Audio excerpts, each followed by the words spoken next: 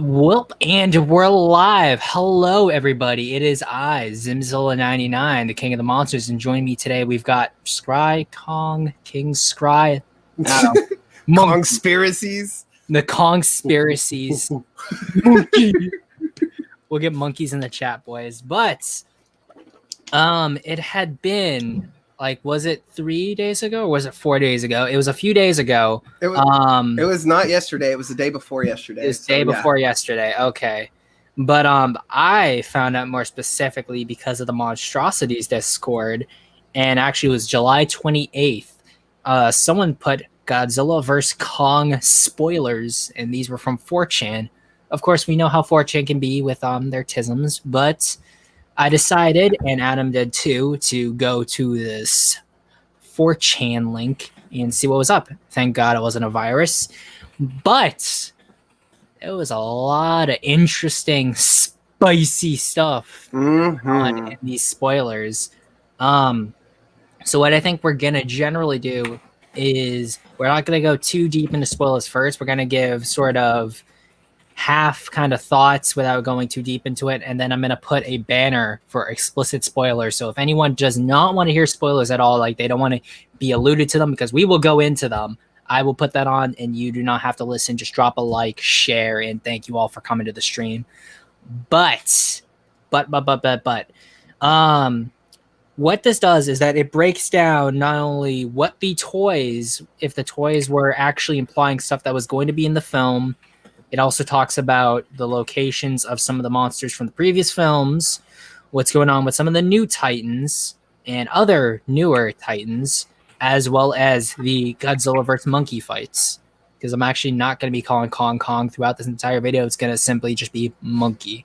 So, we obviously have the aircraft carrier fight, then the Hong Kong fight, and we have two other fights. We have them in the Hollow Earth, as it were. So the Monster War and the Hollow Earth, that is essentially the big sort of topic and selling point of this film, aside from the fact that Godzilla and Monkey are going to be fighting one another. And it's in the Hollow Earth where I think a lot of new world building is sort of introduced to us, and sort of we were alluded to what the Hollow Earth was going to be with the HEAV, I believe, for the Skullcrawler. And it's an anti-gravity vehicle. So, Adam, what is your thoughts? Not going too heavy into spoilers yet. Your thoughts on why Monarch and the world has this technology? Do you think it's a smart choice or a stupid one? I know you love to Negan the Monsterverse. Listen, I had a lot of hope for the Monsterverse when it first came out. Like when 2014 came out, I saw it like 4 times back to back. That's how excited I was for America to do Godzilla right. And I honestly think that 2014 really hit the nail on the coffin. Love the fact that we had a new monster. Aside from the fact that we didn't get that much Godzilla in 2014, I was okay with that because everything about 2014, I really enjoyed. The music was awesome. The acting was awesome until you got to the second half. And it's not even that the acting was bad. It was just that the script got bad after the second half. Yeah. But 2014 was amazing. And I didn't even know Kong Skull Island existed until it was already out on DVD. Oh, really? Wow. Yeah, it was crazy. I didn't even know. And I was looking forward to King of the Monsters. And then I found out about Kong Skull Island, and I watched it, and I really enjoyed it. They did a phenomenal job with that, although it felt really like a summer action blockbuster movie or whatever. But then when King of the Monsters came out, and the amount of push and advertising and hype that they built for it, and then to deliver us what they got, like what they gave us, I was really disappointed because it did not live up to the hype at all. Not at all. No. And I'm not, I know people like the movie, and I saw it like 4 times in theaters because I was trying to support it, and I was in that mindset of I want there to be more Godzilla stuff. Mm-hmm. But after the first viewing, I kept asking myself, why did I pay for this again? This just cost me like another $20. Like I spent almost $100. Oh, dude, yeah, like movie tickets aren't cheap. We got almost all of mine were like 10. Oh wow! Well, would you get like before matinee prices? No, what's it called? First time was in Virginia with Alyssa. IMAX was like 2 times in IMAX, and then the other 7 times were just regular theater showcase. I don't know. Like for me, each ticket. Wow. Well, it wasn't 20 the ticket. Like it was like $12 to $15 depending on what time I went, and then like an extra like $5 for like snacks and shit. Oh, okay, yeah. So like the overall movie experience cost me $20 every time I went there to see this movie. Okay, that makes sense, yeah. And because I have my little ritual every time I go see any movie, it doesn't matter. I usually get like the largest icy I can get. No, I know exactly what you mean. But icy machine is always broke, so it's always it's like soda for me. So I know that feeling. But so it's not like, I think people really, really misunderstand me when I criticize the crap out of the Monsterverse. I wish that they would do something good. I wish that it would be better. The person that they got to write the script literally came out in public and said he was literally trying to write an Avengers movie or trying to compete with the Avengers. And you don't need to do that. You write if you write a good movie script or a good story, it'll carry itself. And what really gets to me and why I really make a big deal about it now is because I'm like pushing back on the fan base, because when the fan base accepts mediocre BS, it just tells the people that are making companies that you can make mediocre. You can keep making mediocre bullshit. Sorry, I'm trying not to. No, please do. I've made this apparent that like with my guests, you guys have free reign. I don't, because you're on my channel, and this is where you get to cut loose. So you can go, but like nothing too bad. Well, but that's my point. Like, no, I definitely get it. Look, listen, I agree with a lot of people when they say this is a good movie, a fun movie. It is fun to a degree. It's fun when you turn your brain off. And I've even told people myself, I recommend the Monsterverse to people who are trying to get into Godzilla, because I know as the general public goes, they would see Tokusatsu and get completely turned off from it, because they've been spoiled by CGI and they've been spoiled by updated visual effects from Star Wars and the MCU and Star Trek and all these other big franchises. Even 007 has a lot of CG in it. Yeah. So like it's not so much that I hate it. I was just really disappointed, especially by the hype. And then when you had the director saying things like, if you want another sequel or something, go see this movie. Or better yet, if you want a Trick or Treat Part 2 or a Krampus Part 2, go see this movie, because that, instead of promoting Godzilla, that was promoting him specifically. And I'm sorry, Krampus and Trick or Treat were not the best films. Horror. I mean, they weren't the worst. I would say like I like Krampus a lot more than I like Trick or Treat. But compared to like a lot of the garbage that comes out of Hollywood, they are far more bearable in my personal opinion. I'd rather see those than like The Last Jedi, Ghostbusters, right?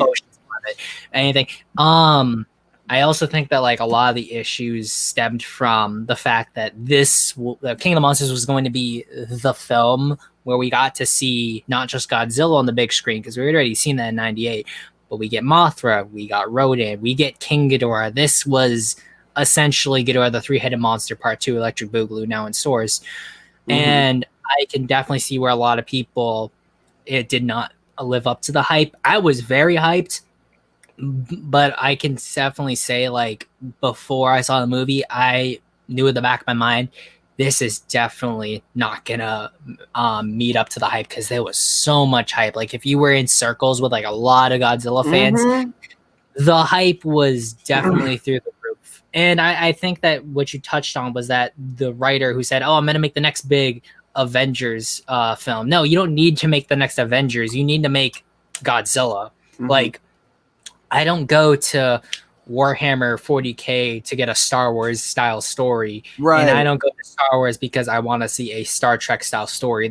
Every single universe has its own form of storytelling, its own thematic resonance, and visuals, and sort of a language to it that I won't get anywhere else. So exactly, I think people need to stop saying, "I want this to be the this of that." it doesn't help film. It doesn't help films, and it doesn't help universes at all. That's exactly why the DC universe failed, because it was trying to compete with the MCU. It was trying to be the MCU, and it should have just been its own thing. Yeah, like Justice League specifically is a good example of that, because comparing that to Man of Steel or Batman vs Superman, what's it called? Ignore your feelings about any of those films, but at least like comparing them to the MCU, they weren't the MCU in tone or construction. But then Justice League just feels like an overly CGI, less funny MCU film, and I would rather watch any MCU film, maybe except Black Panther or Captain Marvel. But again, that's neither here nor there. But we're talking too much about King of the Monsters. Well, I brought all that up to say I don't want people to get the wrong idea. I have, and I still do with Godzilla versus Kong, even though these leaks have come out, I'm not so sure anymore. I had and still have high hopes that someone can pull the franchise out of their butts and make and turn this around, because regardless of what people say on how good King of the Monsters was, the fact of the matter shows the numbers don't lie. It was the so far the lowest grossing movie around the world for the whole MonsterVerse franchise, and even in its home country, it did less than average for any of their movies that come out. Like I think the average movie that comes out in Japan was like, they're like 75 million on average, or around 70 million is what they'll pull in on the box office. King of the Monsters literally made 25 million in Japan. I think I heard it from Norman England or something that like Toho wasn't, like Toho does own theaters in Japan, and I don't even think they were showing it in they weren't owned by Toho. No, they weren't. Toho, like, you know, people. And this is why I say real fans will actually pay attention to this. And when I know you were in the stream the other night when I was talking about Mothra and Godzilla's relationship, and we had for the start of it, and then I remember I think Dangerville and Up from the Depths came in. Yeah, they came in. How long did they come in after? Dude, they were there the whole. Oh, I don't know. Were they? They were there for the whole rest of the stream though, and they kept getting off topic, and they kept arguing with me that they think what I was saying was opinion on. Toho has very high standards and has a very close, tight grip on their IP, specifically Godzilla, and they don't like it when things that they don't agree with happen in it. That's actually, interestingly enough, that is one of the main reasons why Shin Godzilla looked the way he did, because a lot of the old Shin Godzilla concept art looked a lot different and a lot not like Godzilla. Mm-hmm. So, I mean, even people who say that like Shin isn't really a true Godzilla because of this and that, I mean, again, it's a lot better than what we could have gotten in that film, and I think that I think that I do enjoy that Toho does have a stricter hold on its IP than other people, because you can get a lot of garbage with people when you have a very loose IP. Just look at Star Trek Picard. I know you like Picard, but I like the concept of Picard. Picard's a good concept, but it's executed terribly. I agree. Like all the new Star Wars stuff. Well, I don't even say those are good ideas. Those are just stolen ideas from the EU. Fight me on that, anyone who disagrees with me. I would say arguably some of the newer 40K stuff does kind of rub me the wrong way because it's less grimdark, but that's neither here nor there. But I appreciate what Toho does when it comes to being very strict on its IP. The only time Toho has ever really been super loose with its IP was again in 98, and that's because it's not just because they were like they signed off on it, because people who do make the argument are like, well, they signed off on it, so of course they liked it. No, they signed off on it because this was the first time we ever not even just that, it was also because Sony and like the American side of it, they were all dragging their feet on producing the film. Because John DeBont wanted a certain amount of money for it, and so did some of the other people who were working on it. They didn't want a deal, and then Roland Emmerich was like, "Oh, I'll do it for less, but I want full creative control." And then Sony was like, "Well, he's doing it for less. Here you go." And then essentially every time Toho said, "Well, can you do this?" Emmerich's like, "No, monkey." So, and then we got 98, which I will probably have a video out for 98. Not tomorrow, next week, because this is going to be substituting for my Ghidorah video, because I wasn't able to finish it last night.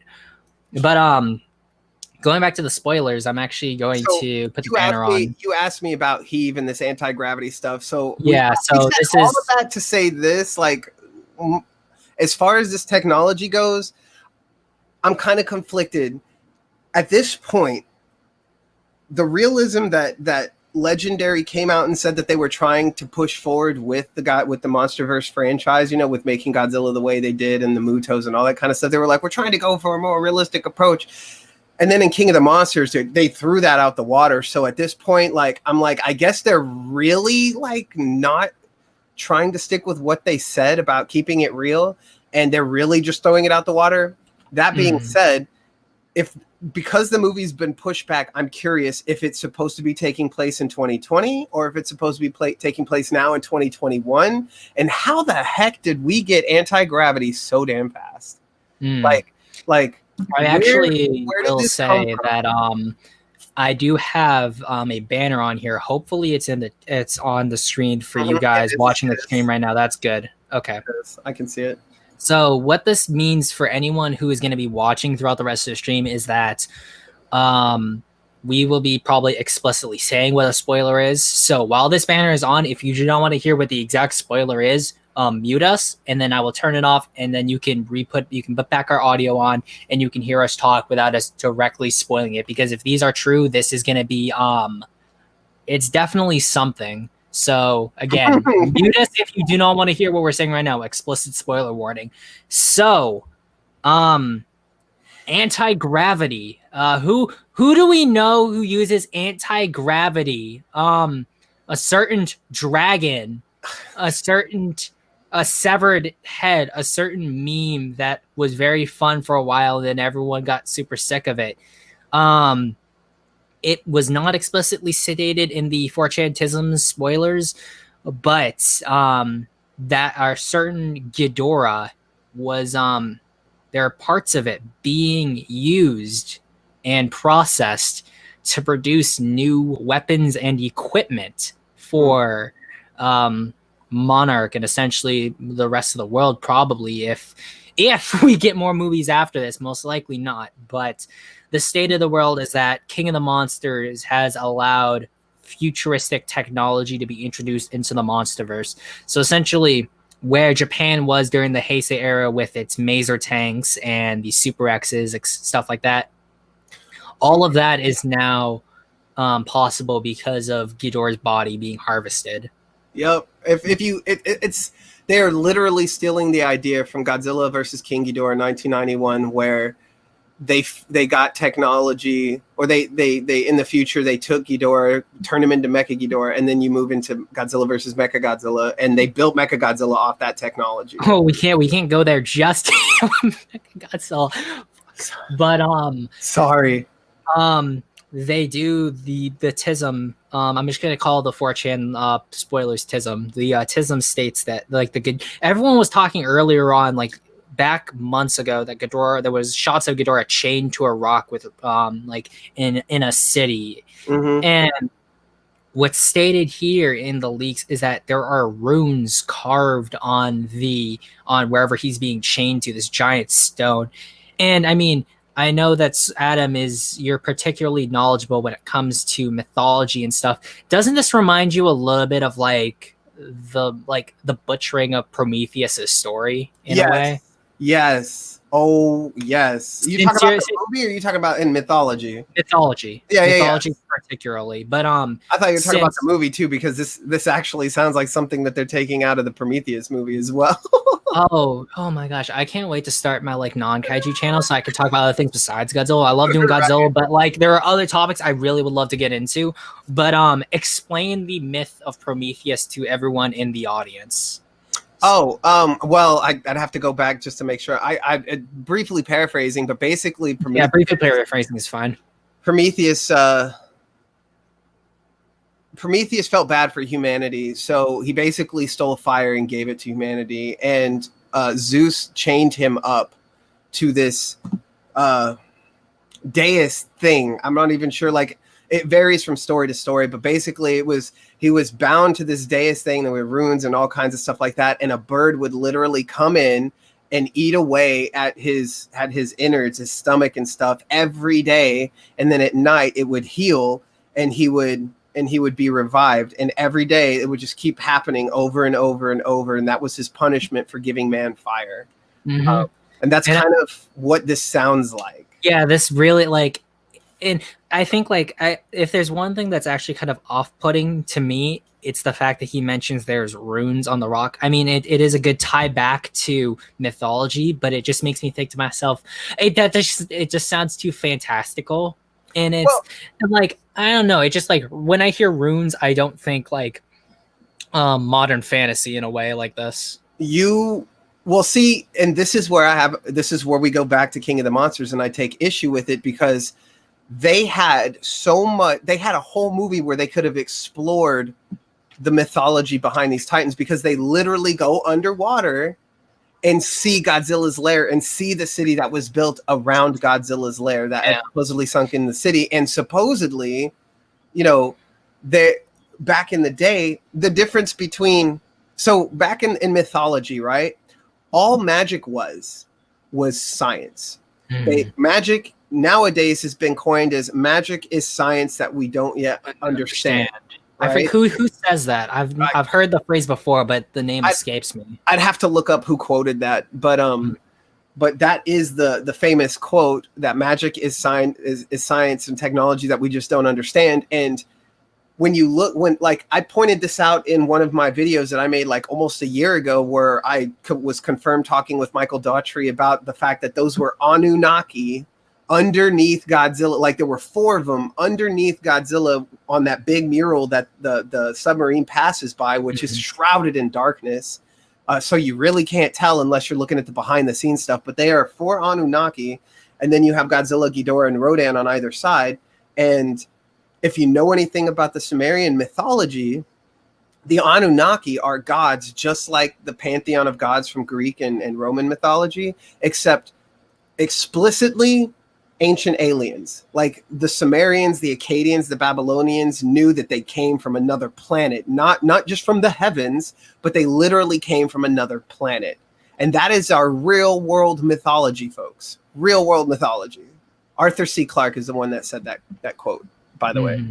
Thank you, Toho Society. Oh, Toho Society said, I have not seen Toho Society's message pop up. I just does. Paul Hillman just said, whatever you just don't show new fans the anime trilogy first. Blue Nova would disagree with you, but I don't really take his opinion. I agree with Paul. For new fans, do not show them the anime trilogy. Let them get into Godzilla and then give them the anime trilogy. I'm not saying that the anime trilogy is bad. As a fan, I think it's one of the better storylines, movie trilogies in this. Like it poops on a lot of the other Godzilla movies as far as continuity, character development, and messaging and symbology. Like, oh my gosh, sure you didn't get a monster romp, but whatever.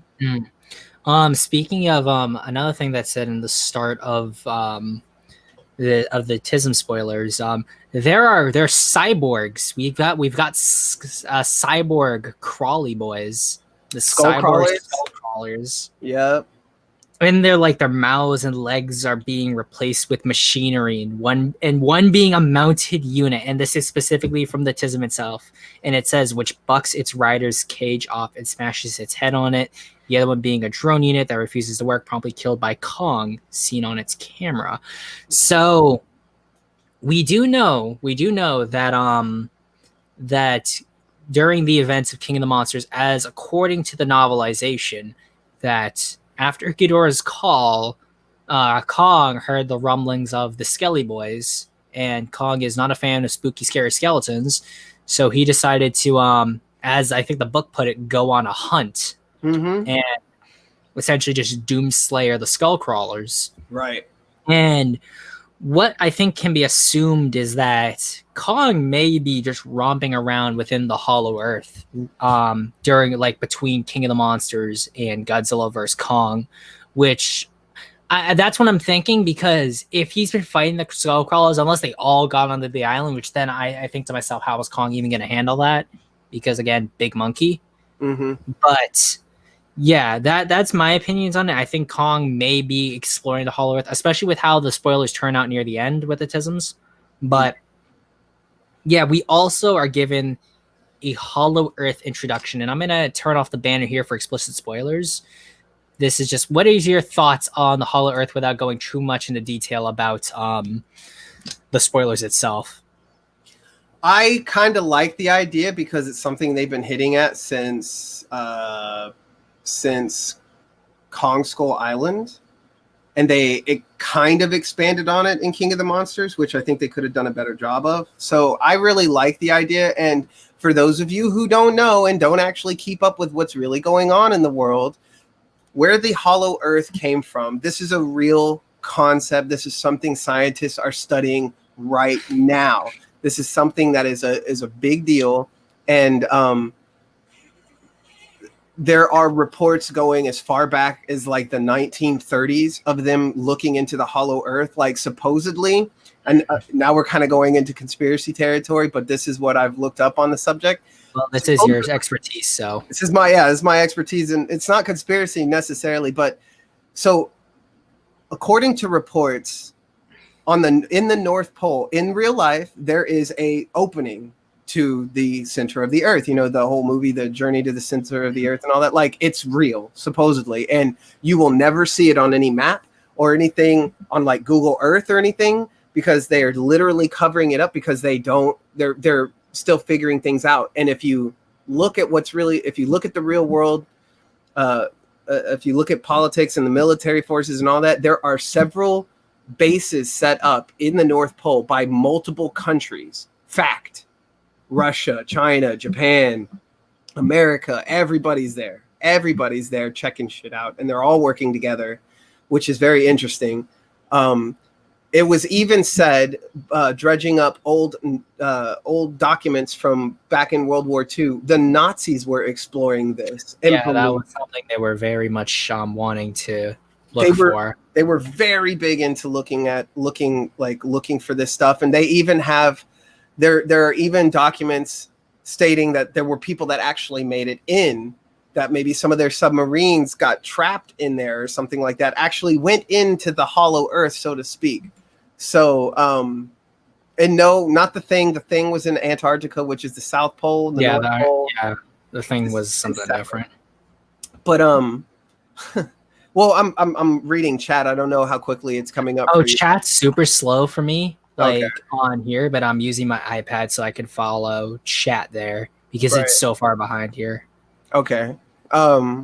So that's the story behind the Hollow Earth. It's a very big conspiracy cover up right now, and you know, it's really, with everybody that tries to say, oh, this is conspiracy, oh, that's conspiracy. Let me bring to your attention the most increased activity by the general population of UFO sightings and stuff that has been released by the government about UFOs with the Air Force and all that kind of stuff. Like, you want to talk about things being conspiracy and then be expected to accept now that we do have actual UFO evidence coming from our own military. Like, they're giving us this information now. We have declassified CIA documents and stuff talking about this stuff. Like, I wish people, I hate when people automatically dismiss something as a conspiracy because they don't have any knowledge on the subject matter.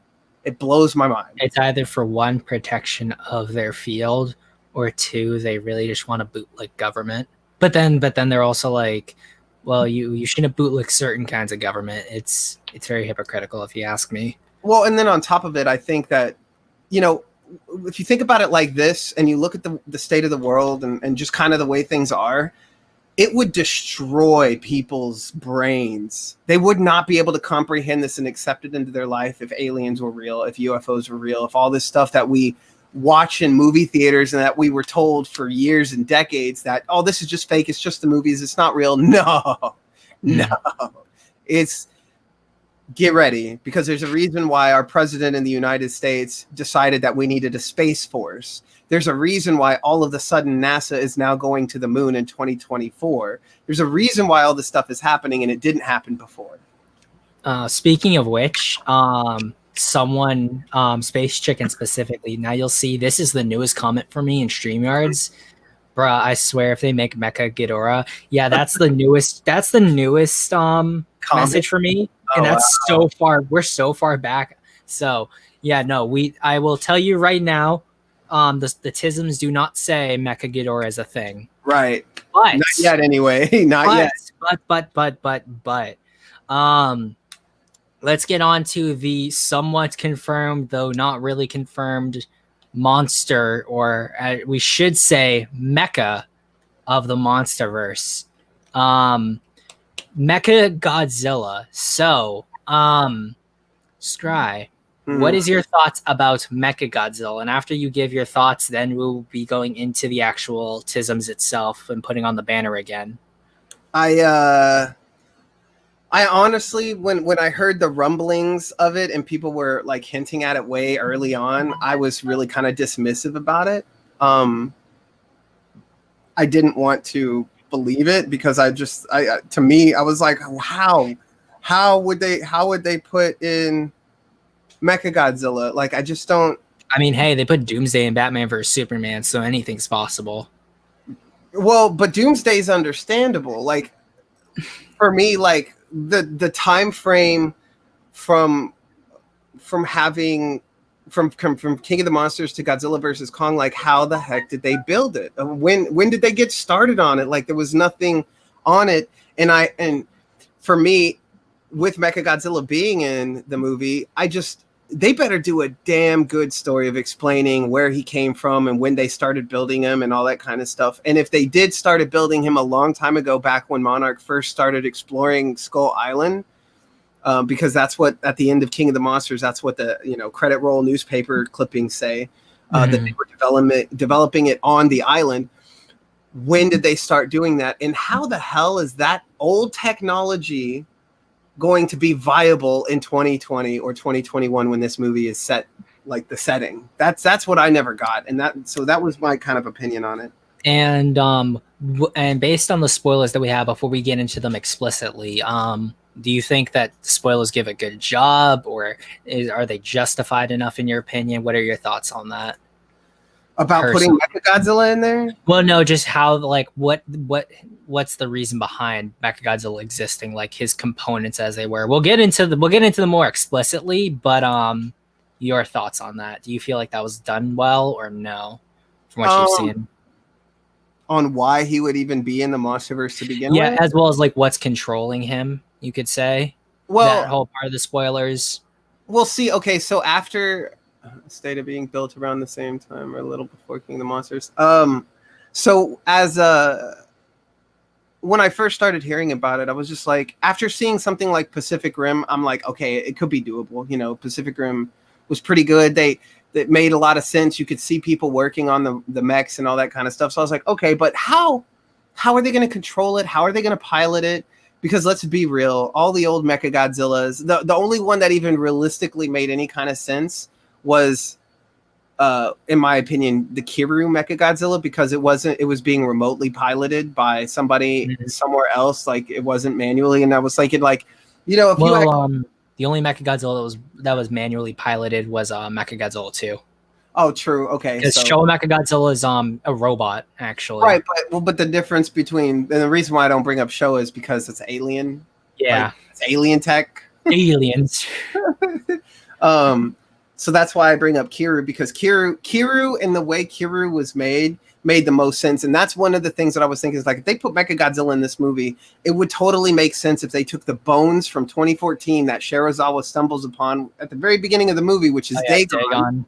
If they took that and they built on top of that a Godzilla-like robot. And that was the only way it could ever make sense to me. But even still, it's like, how are they going to pilot it? Because if somebody's in the actual robot and they get knocked over, there's concussions you have to worry about. There's all this, like, medical stuff that you have to worry about. And there's no amount of training that can save you from that. I'm sorry. And this is the part of the video where we get into explicit spoilers. So if you are coming in here just to hear general thoughts and not the actual spoilers themselves, please mute us now. And I will give you guys 1, 2, 3 seconds. And here we go. So Mechagodzilla reportedly has 3 forms in the movie. There is the normal state. That is essentially the form we've been seeing regularly around. And then there is what is called Berserk state. Now, Berserk state is interesting because we saw a Mechagodzilla toy. Was that last year when the toy leaks happened?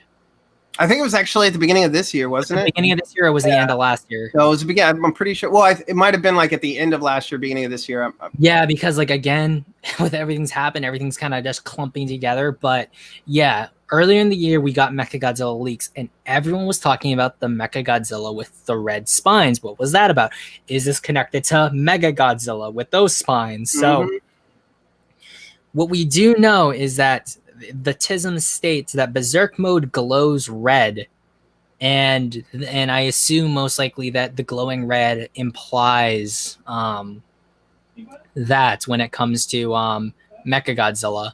So then there's a final state, mutated states. We will not get into mutated state until near the end of the TISMs, but mutated state's interesting because it takes an older aspect of a Mechagodzilla idea that Toho was playing around with, as well as another idea that was explored in the Godzilla vs. Mechagodzilla 2 manga.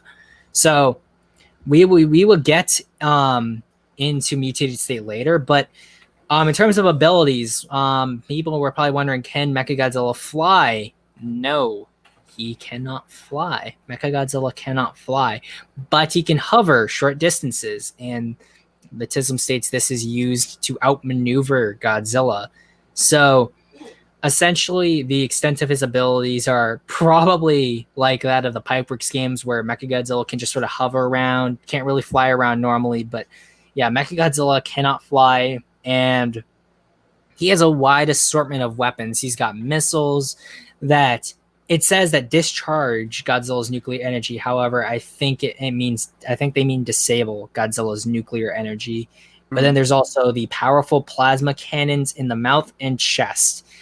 And then finally, this explains a little bit, because I know D-Man was talking about how Mechagodzilla's arms and how he knew what they were being used for. So the giant arms are used to grapple, and they're locking monsters in place. I'm not going to say which monster specifically, because I don't want to spoil completely everything for you guys. And then finally, the tail acts as a sort of piercing weapon, which I kind of assumed based on how it looked. It actually kind of looked like a xenomorph tail to me. But yeah. We won't get into more details about Mechagodzilla until it's stated towards the end of these TISMs. But what do you think so far, Adam, about Mechagodzilla in terms of design and abilities from the spoilers? The one thing about Mechagodzilla is that he always has weapons designed for the movie that he's in. So, like, the original Space Godzilla had just a whole bunch of different weapons that were blasting Godzilla and stuff like that, even like literally managed to pierce the skin. And then we got Mechagodzilla 2 in the 90s, where he had the what do they call it? The little hook. What is it called? The shock anchors. The shock anchors.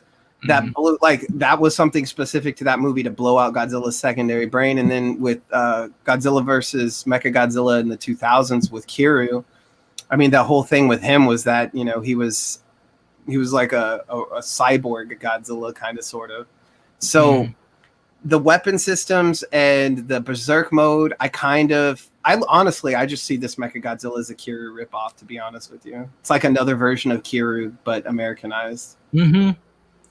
I would also I noticed that in the chat, it's not coming up for me on my chat here in StreamYards, but someone asked about Mothra and Rodan.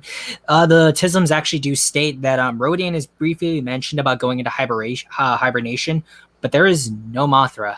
Mothra at all. Remember, she died. She died. We got the egg, but no, nothing else. There is nothing else known about Mothra in terms of what was going on here. But I'm going to keep the explicit spoiler banner up here. So they were the new Titans. What are your thoughts, Adam, about the new Titans before I get into what they all are generally in terms of like what we are hearing about them from these leaks? Do you like them? Do you don't like them? Sorry. I'm just correcting. I'm just correcting some things that are being said in chat because I know you're lagging behind. Yeah, I'm watching them right now. But anyway, what was the question? I'm sorry. Your thoughts on the new Titans and the new ones that were described, aside from obviously Warbat. Warbat. Warbat. Warbat. I mean, even though I make fun of the name, I actually like the look and design and the idea behind the Titan. Like the design. You don't? Bad. I think it's really stupid looking. Honestly, I mean, it does not look good to me. Well, it's the toy too, mind you, and all of those toys look like booty. So there's that. I mean, even the Skullcrawler toys look like booty.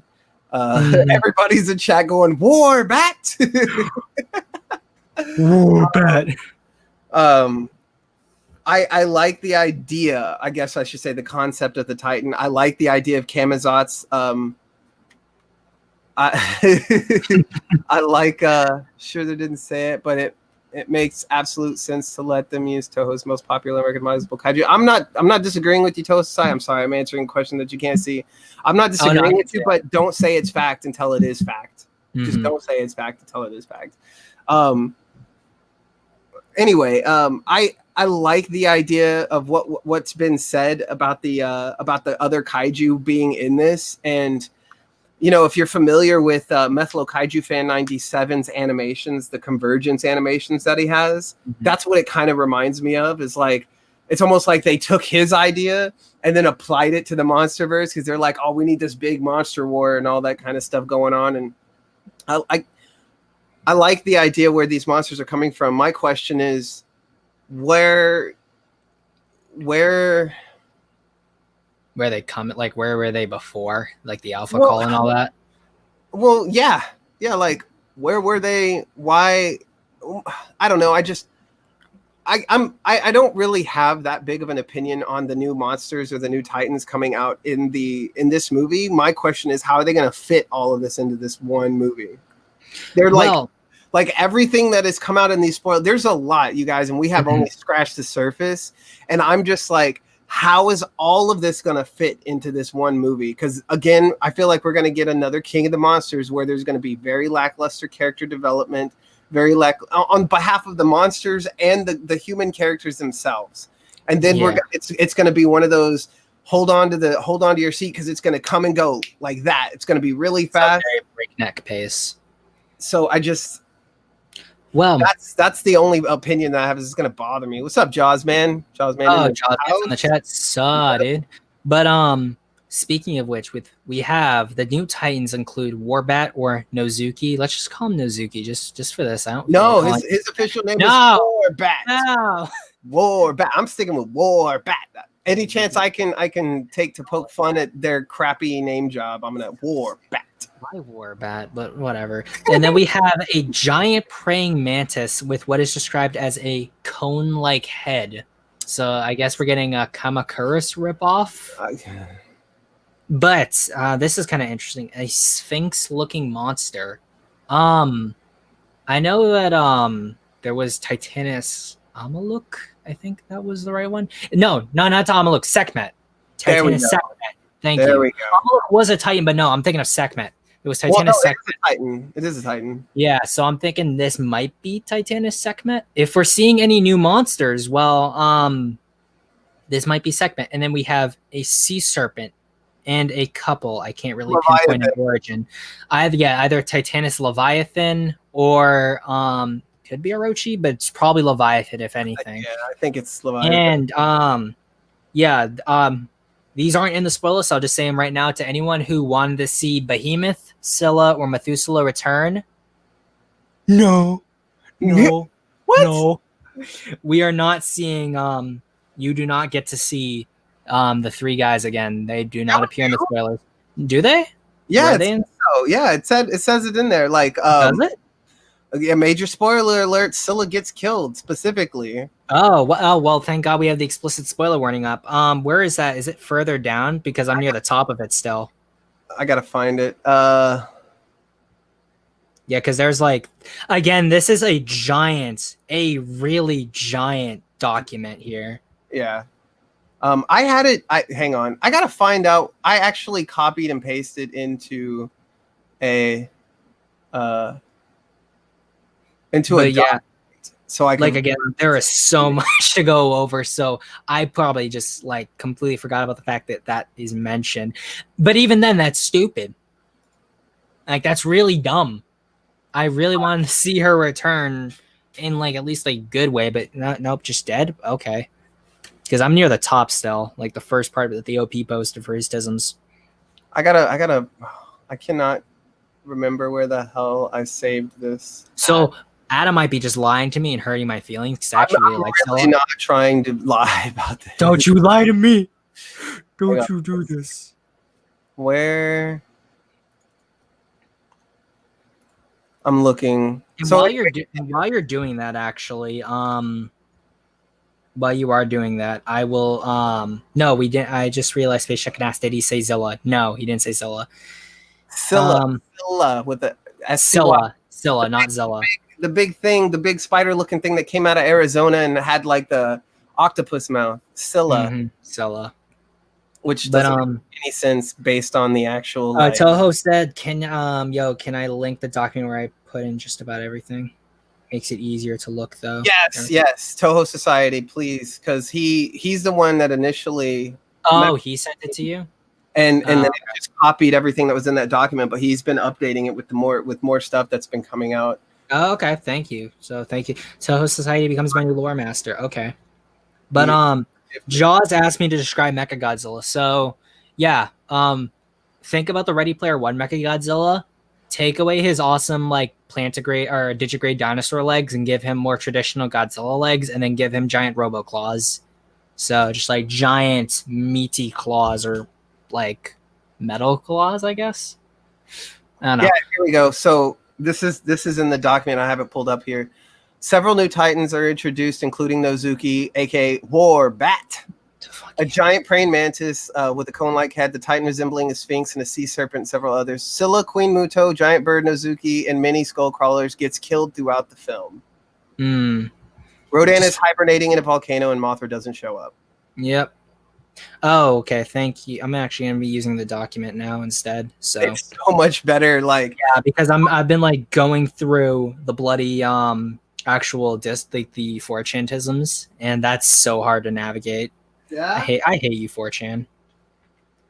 Hang on, I think I will mute Adam for a little bit. Don't worry. Yep, nope, you're good, Adam. So while he's doing that, I will actually be looking in chat while that's going on. So Pug Goji 64. I find him as the Craig meme. Monkey. But so yeah, I'm actually really sorry that for some reason the chat is going super slow for me on StreamYards. Like I will show you that Chicken Man not Chicken Man, Crazy Chickenzilla, your comment from 8:04 p.m. that is the newest comment for me. So there is that, and it looks like Adam is back. You back, Adam?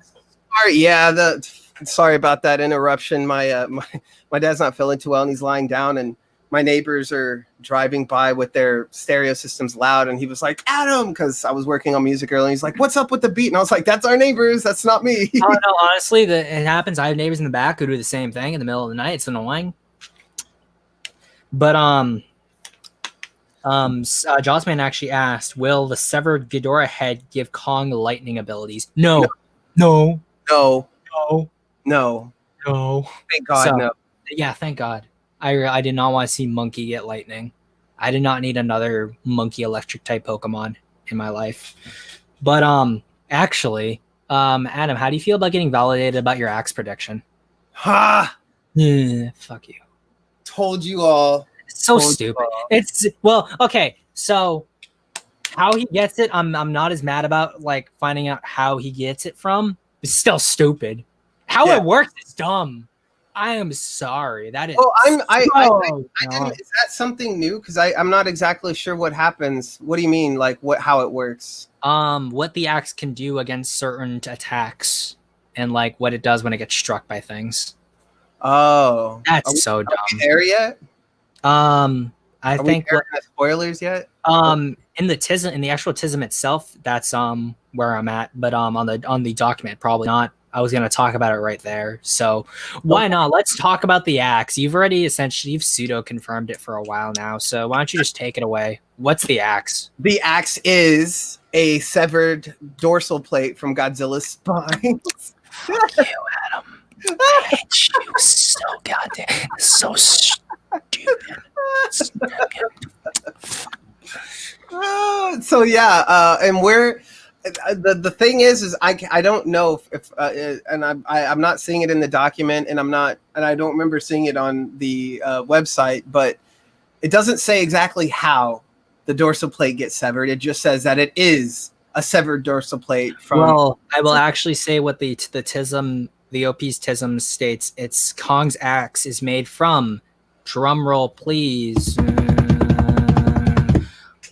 a broken piece of a dead Godzilla's dorsal spike. Oh, so a dead Titan's bone.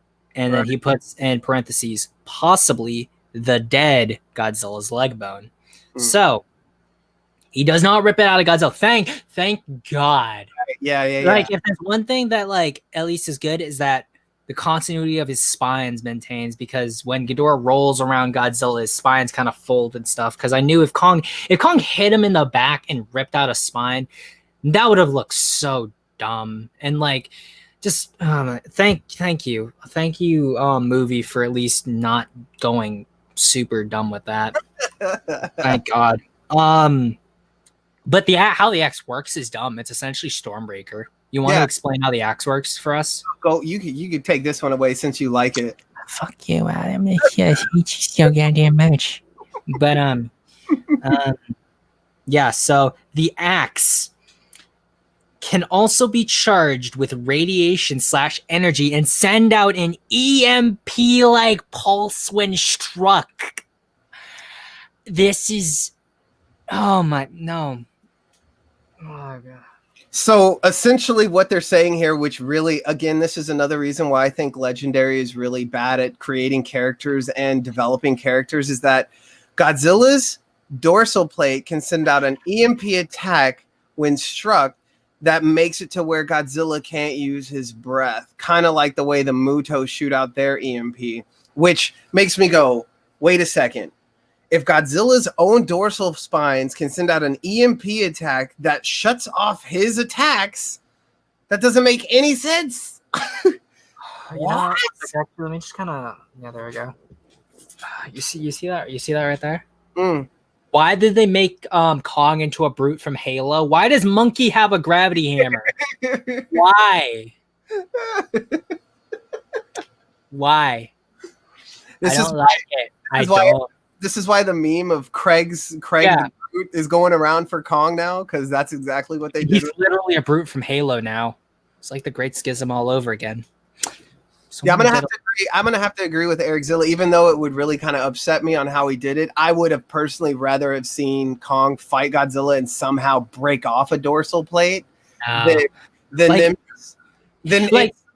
but here's what gets me. Here's why, is because if it's coming from the bones and the dorsal plates of a dead Godzilla, shouldn't it be like inactive? Especially if the Godzilla that died, we all know who it is Dagon, unless there's another Godzilla out there that we don't know about. But shouldn't it have been like decomposed and like run out of whatever? I'm guessing that since it's bone, it's gonna be staying there a lot longer, and like with Titan Titan magic. Let's just call it Titan radiation, Titan magic at this point. I like Titan magic. Yeah, I'm actually thankful that Toho Society is kind of is letting people know about other questions, because again, StreamYard just being stupid and I can only see very few things in chat.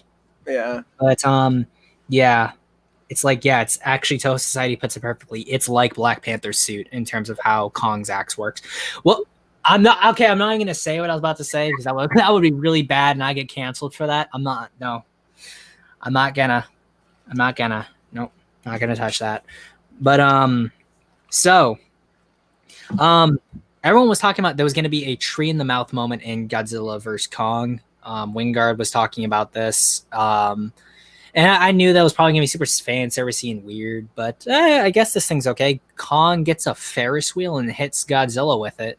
And that's what the person's TISM is saying that the tree moment might be. But you know what that reminds me of? It reminds me of Mothra versus Godzilla, because that's what either she or Batra did. It's been a while since I've seen that movie, but I know one of them decks him with a Ferris wheel. I think it was Batra that slams the Ferris wheel into him. Yeah. Because Mothra is distracting him or something with with her prism. No, with Godzilla's atomic breath. But we have now come to the big moment. The gigantic spoiler regarding Mechagodzilla and what is controlling Mechagodzilla. So, Scrye, do you want to explain this one for us? So according to what I'm reading here is it says Mechagodzilla was built as a backup plan in case Godzilla was defeated in battle, but is ultimately used as a super weapon to kill the Titans and a safer alternative to nukes during war. Its design is literally the 2014 design, but mechanized. The dorsal fins are shorter than Godzilla's and can glow blue or orange along with some accent lights in the mouth and across the body. He's piloted like a drone and has digitally recreated Godzilla's roar. It has 3 forms, which we briefly went over: the normal form, the berserk form, and the mutated state. He can fly, but he can't fly, but he can hover, and he can fire missiles that discharge Godzilla's atomic breath. I don't understand what they mean by discharge. I think what they mean is like disable or dissipate his atomic breath. But it also goes on to state the missiles latch and drill into Godzilla's dorsal fins and sap the energy out of him, and they create a net on his spikes to prevent him from shooting his atomic breath. The Mechagodzilla toy that was leaked. That's the toy that we see. Mm-hmm. This device backfires and causes the backup energy that was being blocked off to make Godzilla fire a red beam. Ghidorah's brain acts as a power source. There we go. And it starts to regenerate during the final fight, partly bursting out of Mechagodzilla, creating a cyborg-looking abomination. So, what I had said earlier in the stream, I technically, back in the day, I said that if they were going to do something with Mechagodzilla, Ghidorah was probably going to be involved. If we weren't getting Ghidorah would have something to do with Mechagodzilla as the final member of the Big Five to appear in these films. Uh-huh. And what this does is this takes the idea of Berserk. Literally, they have a form in this film called the Berserk state. Yes. But the Berserk was like a cyborg Mechagodzilla for an early Godzilla script that like mutates into like a pile of like metal sludge, essentially. Like it's this nebulous form with essentially just a Mechagodzilla head on top of it. Essentially, like if the T-1000 from like Terminator 2 and Mechagodzilla had a big baby. But yes. And then, Jaws Man said it best. Essentially, this is the Obsidian Fury of Mechagodzilla. That's exactly what this is. Eric Zilla said, "Holy shit, mind blown." Yeah, but the other thing this implements from old Toho material is that it is basically the Mecha King Ghidorah protocol from Godzilla vs. Mechagodzilla 2, the manga adaptation, because in the manga adaptation, Mecha King Ghidorah's programming was still inside Mechagodzilla 2. So after not only Godzilla's brain was destroyed, but Mechagodzilla in the manga blinds Godzilla, there is just text crawling on Mechagodzilla's screen just saying "kill Godzilla," and then this is where Mechagodzilla, the Mecha King Ghidorah programming takes over Mechagodzilla, and Mechagodzilla proceeds to brutalize Godzilla, tearing, like literally ripping apart his main dorsal plate in half, and just essentially wailing on Godzilla before, of course, Rodan comes back and helps Godzilla a second win. Godzilla wins and essentially follows the rest of the movie's plotline. But I just noticed Josman said, I can just imagine a long noodle head protruding Mechagodzilla. Oh, you caught up. That's the most recent comment. So no, I'm looking at it from my iPad. So no. Okay. What's it called? The newest comment for me is big meaty claws. That is the newest comment for me. So thank you to Eric.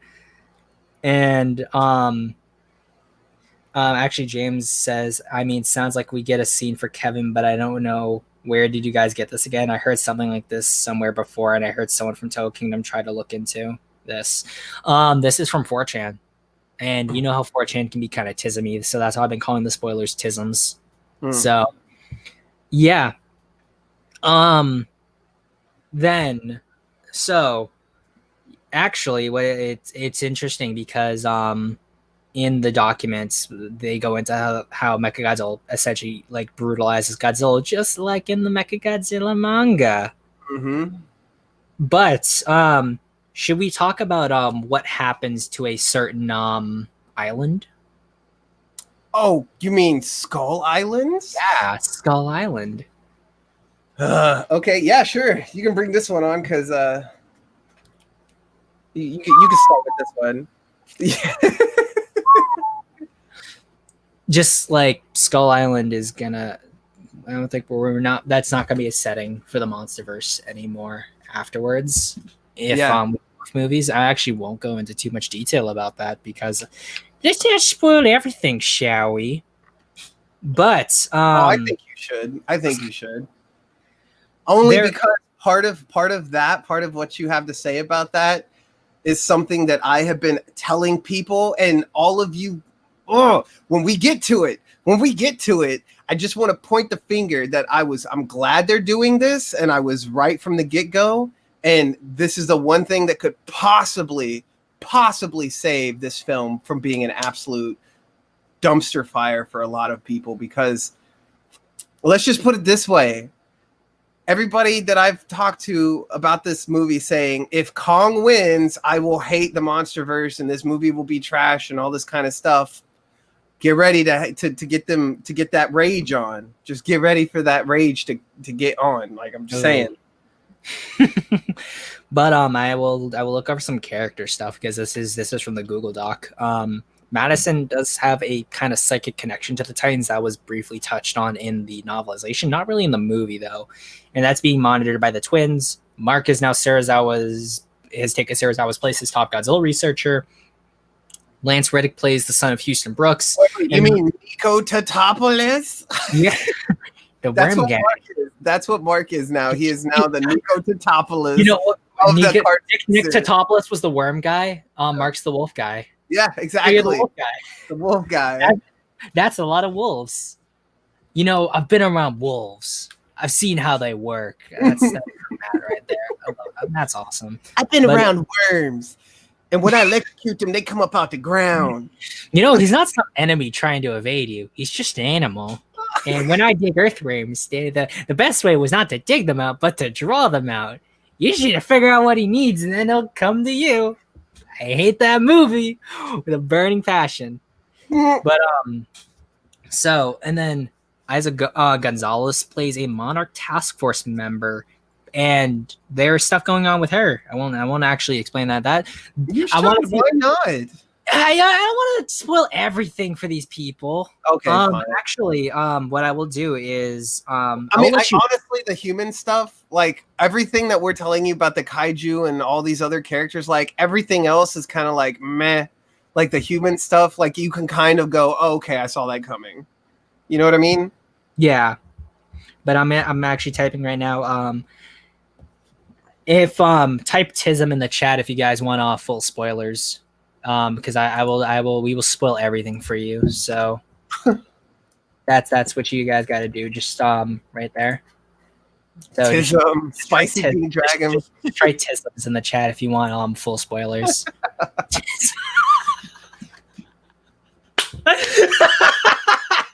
And everybody's like Tism. Y'all ready for it? Okay. Also there will be another banner. I will work on another banner, but yeah, it does seem like people do want to see the full spoilers. But Adam, give your thoughts while I'm typing this. So I'll just read you this one paragraph that was kind of reiterating what you were saying a second ago. Madison has a psychic connection to the Titans and is being carefully monitored by the twins. Mark has taken Serizawa's spot as top Godzilla researcher. Lance Reddick plays the son of Houston Brooks, which for all of those people that keeps telling me that the comic books aren't canon, both Awakening and Aftershock. And who said that? Who said that they weren't canon? Who said that?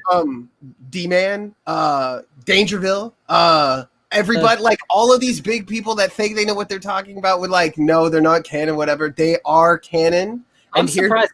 I've heard Derek say the comics are canon before, like in private chats.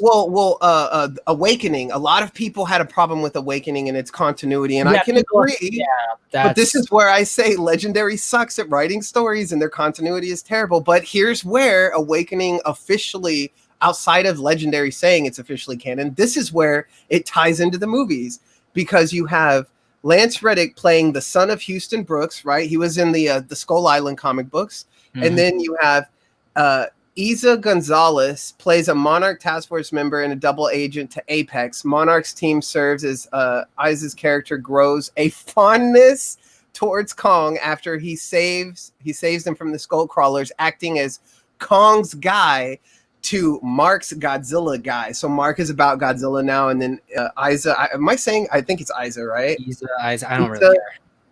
Isa's character. It's a she, by the way. Oh, and this is where it plays into the canon of Awakening. Shun Oguri, am I saying this wrong? Oguri plays Shirazawa's son, who was in the Awakening comic books. So, was Shun in the comics? I actually do have the comic right there. I could probably go grab it. You should probably grab it. Let me go grab that. Keep talking, actually. Yeah, I will. So Jonah Allen is mentioned, but there is no sight of him. Both Monarch and Apex believe he died. Tywin Lannister. Yeah, Tywin Lannister's gone. And that's pretty much all there is on the human characters, right? And I could be wrong. I'm pretty sure it shows Serizawa's son in that comic book, but I'm not 100%. It's been a while since I've read the comics, so you could totally be right, my man. But so that those are like the main characters. Mark's the new Serizawa, and he's all about Godzilla. This is your stream now, bro. Yeah, and so we have a human that's all about Kong. And we have Mark, who's all about Godzilla now when he wasn't about Godzilla. It's so funny how these characters become like on their respective teams because they get saved by those monsters, right? It's so interesting how that plays out. Shun is not in the there's a character called Shaw, not Shun. Shaw? Yeah, Shaw was a character that Serizawa knew because right here. But it doesn't show his son or anything? No. It doesn't show Serizawa having a son at all? No, actually, right there. That's Serizawa right there. He's like a young ass guy in the young. Okay, maybe I was wrong on that. I swear, I remembered that it showed in one of these books that Serizawa had a son. It showed Serizawa as a kid. He was his father when he was a young kid. He was the kid. Shit. Damn it. Ha! Damn it. Now someone could be like, Adam was wrong about something. Yeah, I was wrong about him having a kid, my bad. But then again, now we have a WTF moment because Shun Ogiri plays Shirazawa's son. Like, where did he come from? And why wasn't he in the other? Hey, Vivian Graham. Just think about that. Hey! That's I would not, if that is actually the truth. That's not stated in the spoilers. If that is, I'm calling it now. If that's true, maybe. But who's Ogiri? What the last name? Where's the last name come from? No, that's the actor's name. Shinogiri's the actor's name. Oh. Shinogiri plays Serizawa's son. So, I see. Oh yeah. Okay, that makes sense. If that is true, you can call it right here, the spoilers chat. But yeah, so that's all for the human characters that's really talked about in these spoilers. Is that Madison is a psychic. She's Mickey Sagusa 2.0. The twins are mentoring her, I guess, and keeping monitor over her and all that kind of good stuff. Yeah, and then you have a double agent. Oh my god, Isa Gonzalez, and you know the one thing is they mentioned Isa Gonzalez, which I'm assuming is a female character. So where is the guy? The Skarsgård? Yes, where is he in this? Yeah, Is he? He's not even mentioned in these spoilers. So that makes me wonder if he was literally just casted just like what's his name, Ice Cube's son, TJ Storm. No, Ice Cube. Yeah, Ice Cube's son is not TJ Storm. TJ. I'm so dumb. Wow. You know what I'm talking about. Editism, but I know who you're talking about. He played Barnes in the movie. You know how they were like upping, like heavily promoting and showing all these famous people playing on GT, and then O'Shea Jackson, right? O'Shea. He was supposed to be like have a big part in this movie or whatever, and he like had a whole like maybe 6 or 7 lines total, including yelling lines. And well, I'm just reading through the tisms more. So it doesn't even mention Alexander Skarsgård, which makes me wonder if he's even going to have a significant role to play. And so I mean, that's all for the human characters like Madison, which we all kind of saw that coming, which really bugs me that they didn't bring that into the King of the Monsters things. I wish they would have, especially like when if she would have actually touched Mothra. How that would have like that they could have had that whole scene where she touches Mothra and it literally activates it in her like full on, and that's part of the reason why she starts feeling the way she does. And it would have made more sense if she would have had her psychic abilities in King of the Monsters active than just hearing the radio between Jonah Allen and her mom talking about stuff where she was like reading their mind and going, oh, making the plan to steal the Yorker and go to Boston. That would have made way more sense, and it would have been a better story than her just randomly hearing them talking over a radio in a bunker. You know what I really love? So again, this is a super explicit spoiler. That's why I still have the thing on here. Do we want to talk about Godzilla's fate?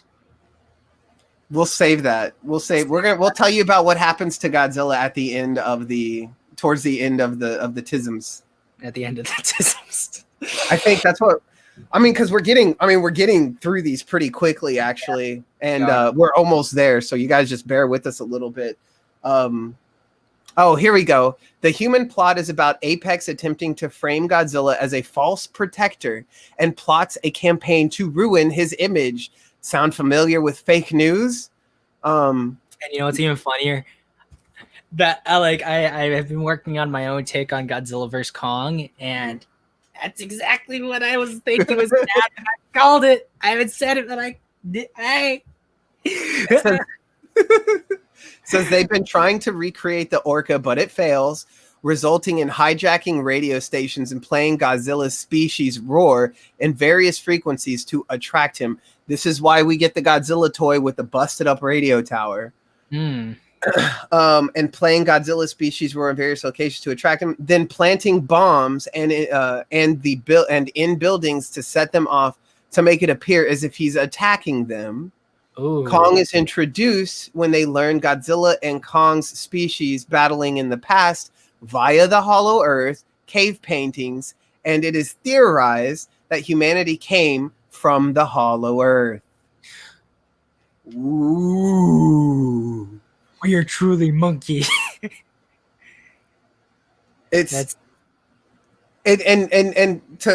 go into the Hollow Earth thing, just to give a little bit more, because I think this was kind of skipped over because we were looking at 4chan, and I really do appreciate Toho Society for having this all in a document, like easy to read. The Hollow Earth is introduced as like a Willy Wonka type boat ride. It's hellish yet colorful. And Godzilla, Kong, and Mechagodzilla display different colors while in the Hollow Earth. Now, for everybody that listened to the toy spoilers and all that kind of stuff, like I remember listening to D-Man's toy spoilers, and he was like, I don't think the Hollow Earth before the name means anything or anything like that. Wrong. That's 100% why Godzilla has a different color. The Hollow Earth Godzilla has a different color as the toy than the other Godzilla. That all of these versions, the Hollow Earth Kong, the Hollow Earth Mechagodzilla, the Hollow Earth Godzilla, these are legit things. when it says that Godzilla, Kong, and Mechagodzilla all have different colors while in the Hollow Earth, you know what that reminds me of? And to anyone, it's a JoJo's reference. So like certain panels in JoJo's Bizarre Adventure, characters will have completely different colors, or they'll be palette swapped with the opposite color of each other to have like to make a dynamic scene in the movie. If it literally how that is written, it sounds like a JoJo reference to me. I guess. Well, and it probably is, because you gotta. Okay, so supposedly this document was leaked by someone doing the marketing on the marketing team for this movie. So that's where this supposedly comes from. So before we go more into the Hollow Earth, let's put the aircraft carrier debate to rest. Well, hang on. It says the plants give off a different color when being touched in the Hollow Earth.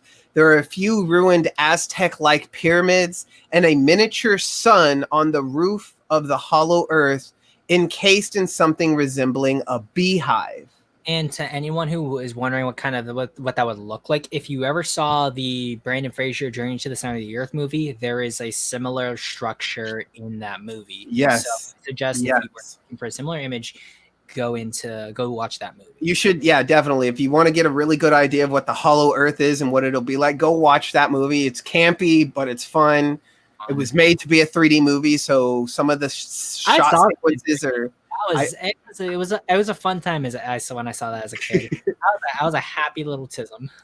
Of How to Train. Oh yeah, How to Train Your Dragon: The Hidden World also shows dragons in different colors when they go under into the hidden world. Like that's a whole nother Hollow Earth reference. So if you've seen that, the mythology of the hidden world, of like hidden worlds, and then the science behind the Hollow Earth. There's a lot of blending in terms of like what they both borrow from. They borrow from both like the mythology and the science of it. What's so funny is that. So I'm going to kind of knock at all of you guys, the general public, the general fans and stuff like that, because you guys obviously don't know. Writers cannot write anything that they don't know or that they haven't heard of. What does that mean? That means they didn't make up stuff like the Hollow Earth. This stuff has been around for centuries, like millennia even, right? This is where the Hollow Earth was originally an idea. You know where the concept of hell came from? Like, literally there being an underground realm where the devil lives. Like that was spawned from the Hollow Earth. Like that's where the Hollow Earth ideas came from, is things like hell or Hades and stuff like that. That's what the Hollow Earth really is. And someone's asking, are you talking about the 2000s one or the 1950 ones? Yeah, the 2000s one. For the 2000s one. Yeah. You know, of course that's like a book and all of that, but yada yada. Hell did not come from the Bible. You got to remember the Hollow Earth existed before this book was ever written. Sorry. Like I have it right here. Before this book was ever written, like something like a few thousand years ago, and translated many times. To Greek. It's not even accurate to the Hebrew, to the original Hebrew. And anyway, that's a whole nother thing. But that's where all of this stuff comes from. The Hollow Earth comes from the ideas of things like Hades, hell, the underworld, anything that has to do with being underground. That's where it all comes from. Oh God, careful everyone. Adam has the power of God in his hands. Yeah, I have the power of God. But yeah, actually the aircraft carrier sentence is right below this. So yeah, it is. Go for it. Go for it. You can have fun with it. I said to myself that I told people that like that shot, the really bad one we saw from Brazil, they were on an aircraft carrier.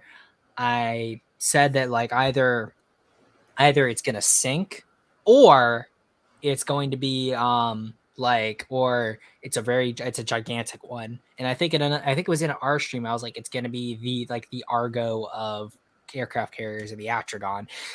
And lo and behold, the aircraft carrier is a fictitious sized one, and it's able to have Kong lay on it. And we're talking about big Kong, not Kong Skull Island size Kong. We're talking about we're talking about big monkey.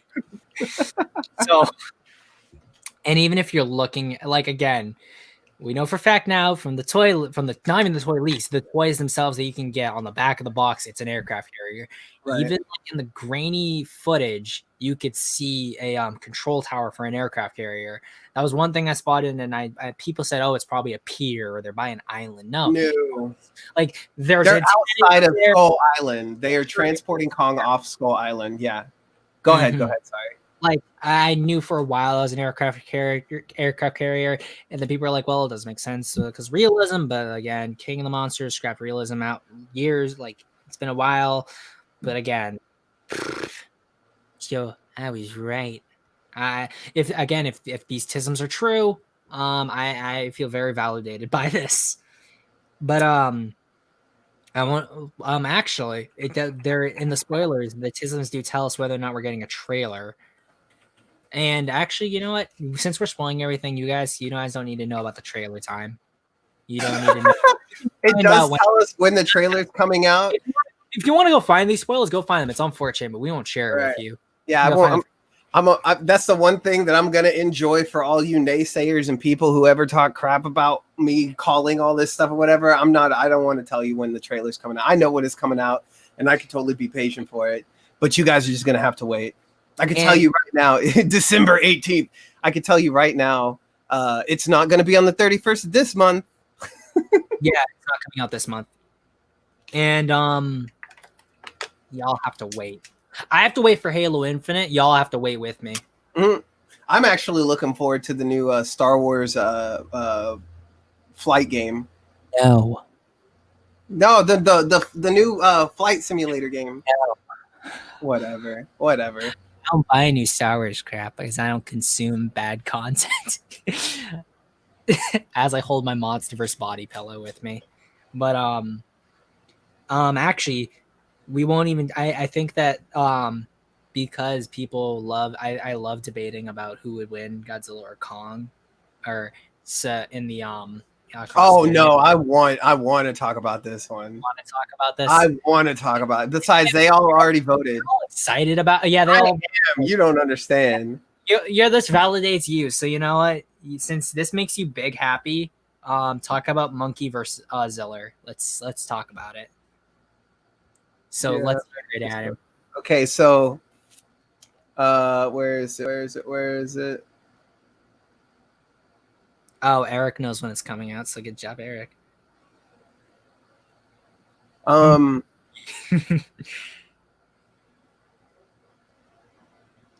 trying to. How can you not find it in the small document? I can find it in both of them. Because it's in a different part. Go to your go to it's gonna be page 2. Page 2 talks about it. Oh yeah.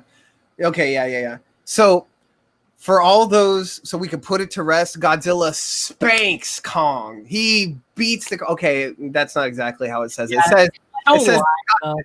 Don't jerk yourself off too much. It says Godzilla wins both fights. It's fairly one-sided, but Kong puts up a good fight. Yeah, we can interpret the meaning of what it's fairly one-sided means in the context of it being a spoiler. Mm-hmm. But when he says it's fairly one-sided, but Kong puts up a good fight, I think it means that I think he probably means because he's seen the film, he can see oh, this was definitely showing that Godzilla was always had the upper hand in this fight. So, I'm sorry, Godzilla should have always had the upper hand in the fight, and the only reason Kong won, I'm telling you, the only reason Kong won in the 1963 film, right? 63? 62 was because Japan afraid of America. Don't want to piss off America. What was that, as well as Kong was more popular than Godzilla at the time, so they wanted to give Kong more billing. And as well as Godzilla was still a villain at the time, so Right. That was also another reason. And then even if we take away Kong was going to get top billing and Godzilla was a villain, Deus Ex electricity. But of course that gets nullified if you talk about Godzilla 99 versus Kong 62, because by that point Godzilla absorbs electricity. So right. And like anytime someone says, "All right, let's debate Godzilla versus Kong," they're always like, "Well, okay, Godzilla lost," and I'm like, "Well, I'm at 62. What about Godzilla 99?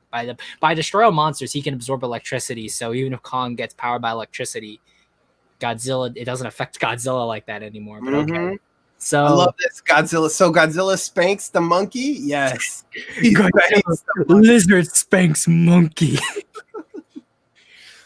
Oh man.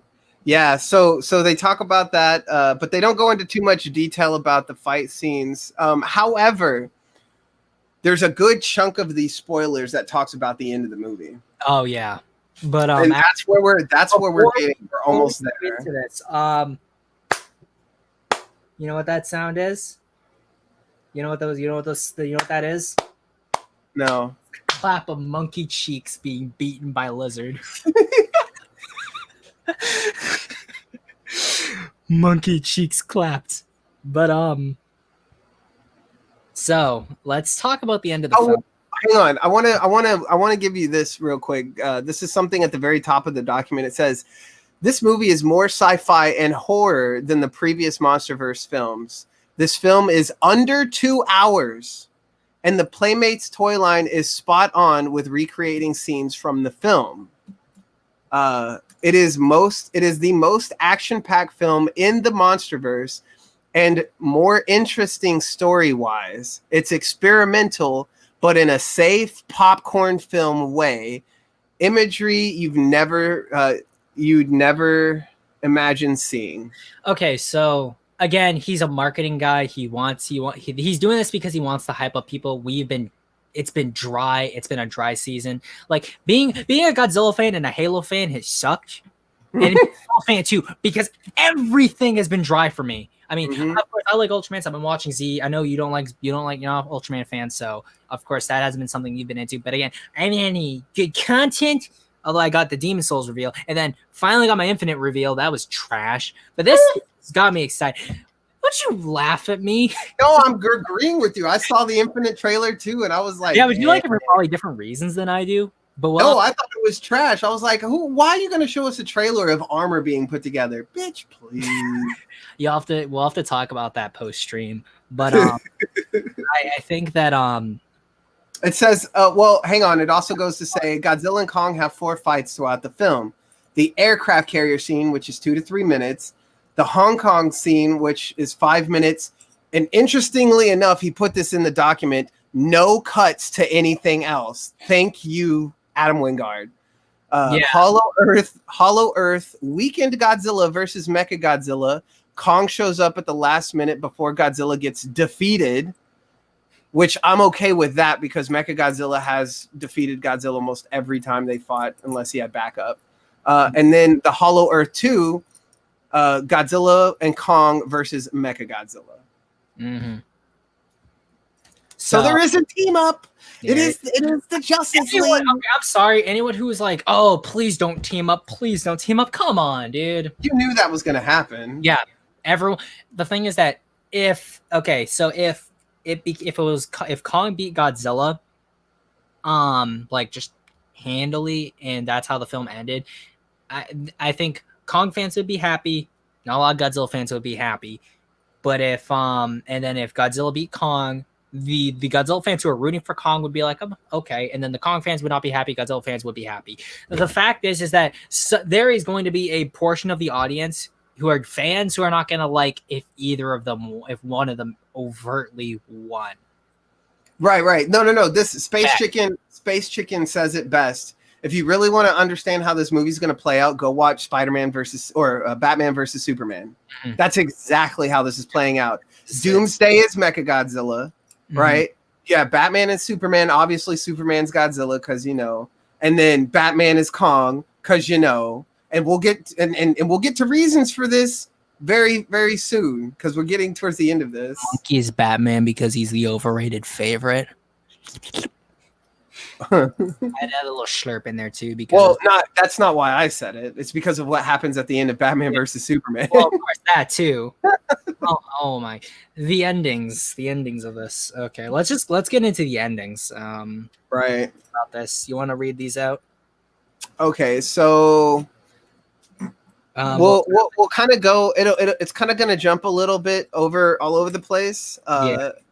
Because of the way it's all worded and stuff. But we'll just start with a sad moment. Start with there are sad moments, and then jump back up to Mechagodzilla. I think that would flow better.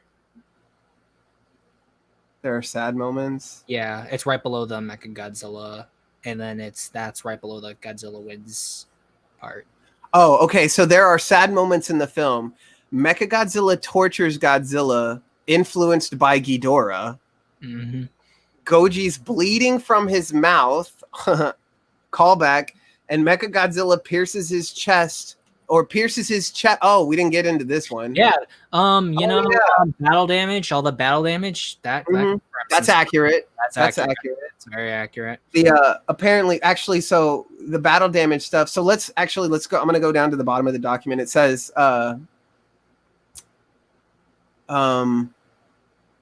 so the device causes backup energy. Okay, so we already talked about how Godzilla gets his red spiral beam, right? Mm-hmm. It gets even better.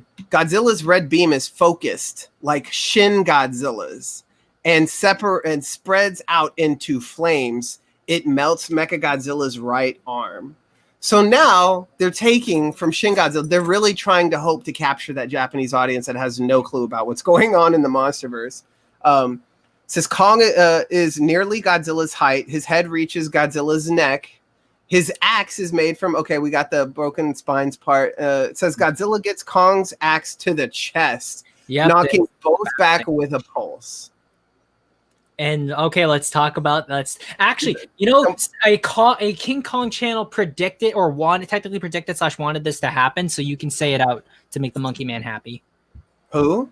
There was a Kong channel who wanted this to happen in the film. Actually, it was like King Kong. I'll look up his channel right now. Keep reading. Well, it says the moment is at first played up as a victory for Kong until Godzilla's silhouette appears behind him as he starts glowing blue and shoots Kong with a blast of atomic breath point blank in his arm, which is where you get the battle damage for Kong's toy. Kong uses a Ferris wheel to attack Godzilla, and this is the supposed reference to the whole tree in the mouth kind of thing. Yeah, that was something we already. So then it goes up to there are sad moments in the film.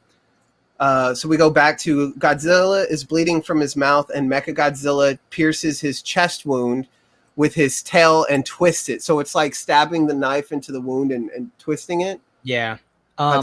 Whatever happened to movies always being surprised. I mean, nowadays everything's being leaked and nothing can be surprised. The channel is it's King Kong 19100. That's the guy who talked about the whole false wins, the false victory, second win kind of thing with Godzilla. Brandon Shackfold, yes, Mecha shanks Godzilla in this movie. And then it goes to say, so he twists it. Here's the kicker.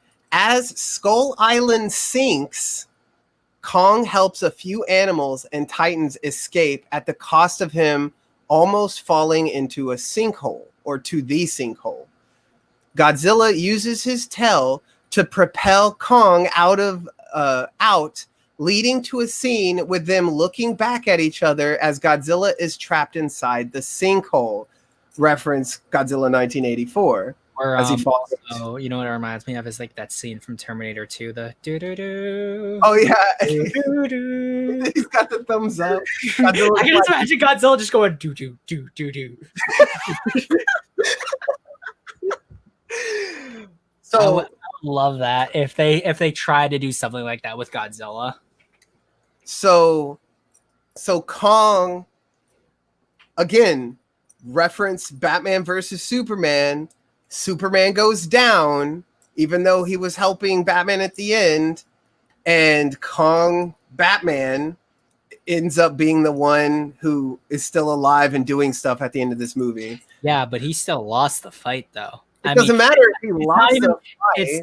It's not even like he won the movie, even though the movie thing's not even correct. I called this too. I said it.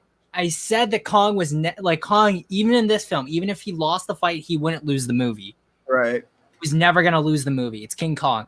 Every fan. What if he falls into the sinkhole like this? Oh my god, spoils. Shoots his beam into Kong's booty. Yeah, you're right. You did call it. You did call it. I knew it, and and the fact is, I knew that if that wasn't how the movie's going to turn out, a lot of Kong fans would be upset. But also, I also want to remind everyone that people say, "Oh well, Godzilla would lose. It's good for his character." So some of you never lost a monster fight or lost a movie in any film he's in with another monster. He's never lost a fight, but he has died in almost every. Well, I mean, here's the thing: if we make that argument, Godzilla's died just about as many times against the military or lost against the military, just like Kong. But in 33, he beat every animal on that island, and then won't count Son of Kong since it's a different character. 62 beats Godzilla and the giant octopus. 67 beat Gorosaurus, beat the giant sea snake, beat Mechanicong.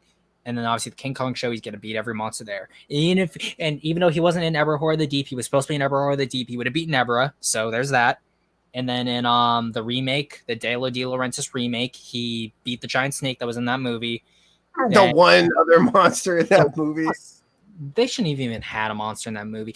I hate that movie. I don't like it at all. But and then in 2005 beats 3 V-Rexes, not 1, not 2, 3. And then in the books, they're saying that Kong's species was getting outcompeted by the V-Rex, but because Kong is a special member of his species, he's able to fight 3 adult V-Rexes. Okay. So Godzilla falls into the sinkhole, and it also goes to explain, some of you may be wondering, how is Skull Island sinking? Well, Mechagodzilla explodes at the end. Remember, they're in the Hollow Earth, which I'm assuming they're in a part of the Hollow Earth that is like right underneath Skull Island. Because remember, at the start of this year, we were talking about the mechanized skull crawlers and all of that. Right. So there's a lot of activity on Skull Island.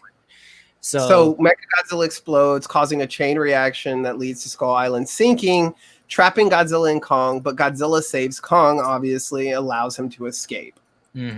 So Godzilla, so not only, God, this movie is making me mad now that I think about it. Not only does he lose the movie to Kong again, but he saves Kong. Ugh. Oh, that one, like, again, it's ironic because that doesn't bother me as much, but him losing the movie does kind of upset me. Although he won the fight, so at least I can say like, oh well, he still won the fight. But yeah, I guess. But let's talk about the end credits. So there's 2 post there's 2 mid and post credit scenes. So there's you remember how in the King of the Monsters movie, for people in the chat, how you had the movie and you had the Godzilla song playing or whatever, and you saw the papers and newspapers and all that. Yeah. And then they had the King Ghidorah head with Al and Jonah. Well, we're going to get something similar to that, and then we're going to get one after the credits are done rolling too. So we have. You want me to? Which one do you want to do? Which one do you want to tackle? Because I think the first one you're going to want to tackle because you were kind of calling that one. Yes. Well, no, this is what I wanted to have happen in this movie. This is what I was saying. I think that this could possibly save the franchise. So the first one that you see, it shows a Monarch aircraft investigating a radiation spike near the North Pole. A massive chunk of the ice is seen in the water facing the aircraft, which the camera pans around and shows a frozen baby Godzilla through the ice, unknown to the pilots. It's like Godzilla final words. Yay! And then go with the next one. Second is a man walking down a hallway, black reflective walls and floor, red lights, to a conference room. Most of the people in the room's faces aren't seen due to the darkness of the room. Oh, that's original. The man sets a folder and flash drive on the table to, I guess, the boss. The boss says something along the lines of, "We all know why we're here. Let's get started." That's super original.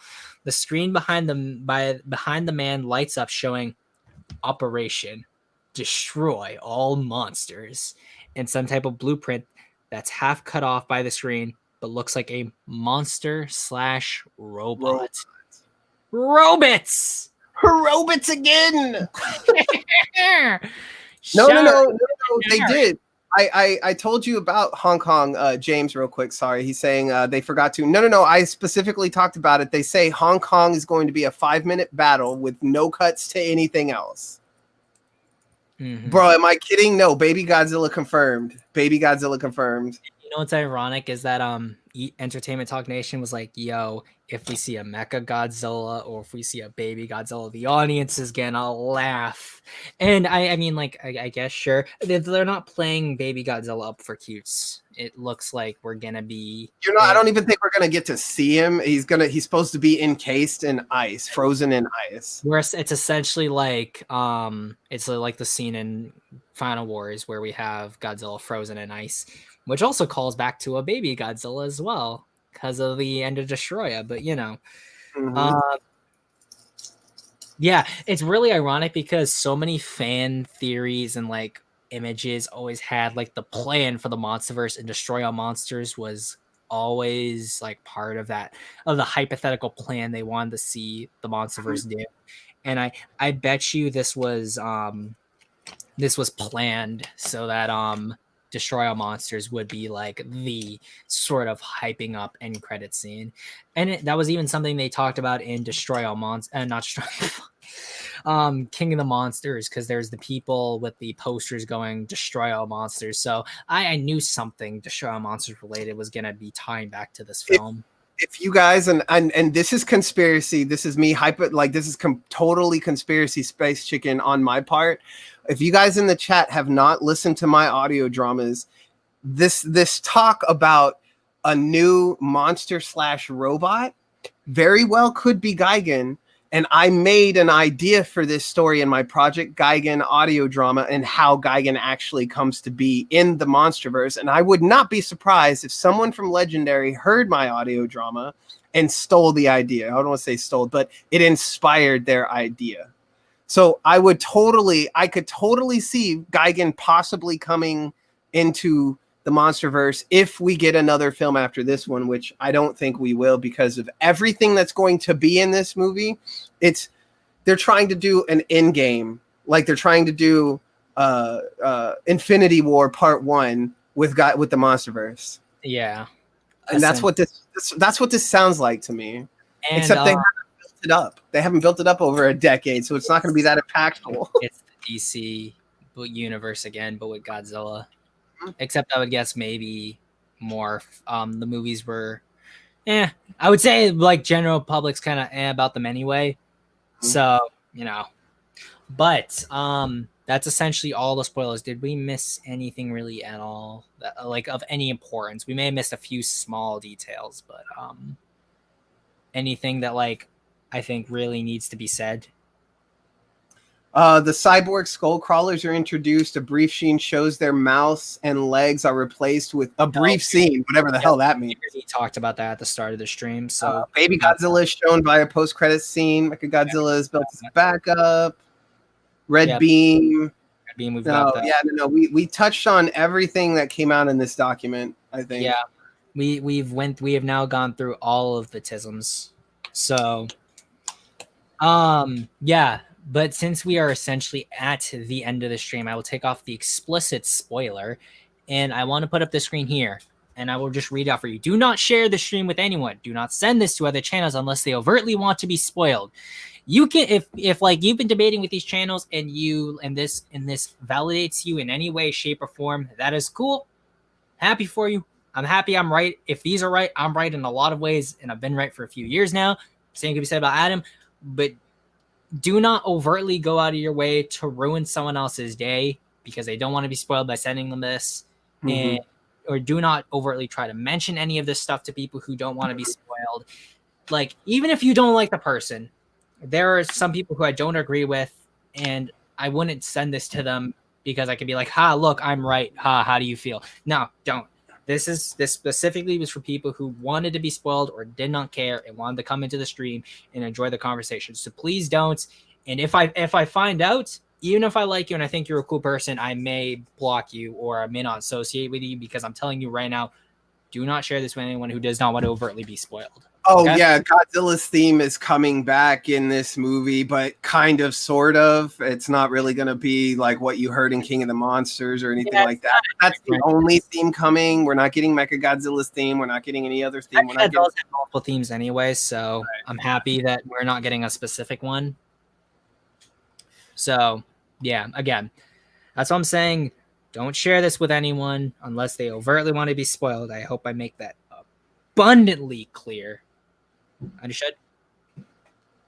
So I thank you all for coming, and we will take questions for a little bit because my chat's actually trying to come up and actually be somewhat up to date on StreamYard slightly. But if y'all have any more questions, we can take them so that we can sort of run this for a few more minutes before we hop off. Bro, if Giga's coming, I'm gonna be happy. I don't know that he is. Only because all we know is that it's a robot or a monster, and we say it says robot / monster, so blueprint. It's either a second Mechagodzilla, a Ghidorah, like a Mechagodzilla, or it could be Gigan. I don't want it necessarily to be Gigan because I like Gigan's origins, and him staying what he is as an alien should be what he remains. Mogra could be one, although I doubt they'd have Mogra. Now, and mind you, everybody here, like, even though we're calling this spoilers, there is no way to confirm this until it actually comes out. But this did show up on 4chan. Everybody's talking about it, so we decided to go over it in this. It's unreliable, but 4chan can be pretty reliable on a few things, and even on the things that count. So take that for what you will. Take this with a mountain of salt. A mountain. Like I work retail, and I've seen salt spills. Like if I could take a picture of a salt spill from work to you, and that is the amount of salt you should be taking us with. Yes. So again, this is autisms, so be wary. But Jawsman asks, is that Skullcrawler heave toy going to be a chase scene? It's not stated either way, so we do not know for sure. The Tisms do not tell us. What we do know is that it does say that there are anti-gravity, like says Monarch Tech, anti-gravity vehicles, a transport and a scout unit, which is what I'm assuming the He vehicle is. Mm-hmm. The massive transport carrier for Kong, which is the one you see on the back of the toy where Godzilla and Kong are going at it. Plasma weapons, both humans and Titan size. And then you have Mechagodzilla. That's all that is mentioned in here. Mm-hmm. Toa Society, it could be Jet Jaguar. You know, like a really like not super goofy looking, like a Jaegerized JJ, that'd be kind of interesting to see just for the lulz. It would make me happy. Take it with a Skull Island worth of salt. Yes. Take it with a Skull Island worth of salt. Just like how it sinks into the ocean, but you know, hey. Could I join you guys after the stream? Yeah, sure. I'm not sure how, if they just let me add more people if I want to go back in, but yeah, sure. Jaws, if you want to join the stream, sure. I'm not gonna be on for very long after that because I have a lot of work to do. I got another episode to animate. I've got I just got commissioned to do a music piece for another YouTube channel. So I got some work to do, and then I got to prep for tomorrow's live stream because tomorrow on my channel we're doing a live stream with Professor Kaiju. Mm-hmm. Shameless self plug. Shameless plug. We got Professor Kaiju on tomorrow. We're going to be doing an interview with him and talking about his channel and what he does, and what he likes and what he doesn't like. So tonight is not tonight. Tomorrow will be a Bryce posting night. But the GVK parade, yo Zim, you gotta be on Xbox. I'm actually going to be playing Halo on the PC with a friend tonight, and it's a friend I'm going to be going on a trip with tomorrow because I may not be able to join Adam's stream tomorrow and be in the chat with you guys because I will be away out of state for this weekend, and I'm just playing with friends, and then I'm going to be out tomorrow because tomorrow was supposed to premiere my What Makes King Ghidorah a Good Kaiju video. But I realized if I wanted to do it justice and I wanted to prove on both my Godzilla Mothra videos, I'm going to have to hold off on it.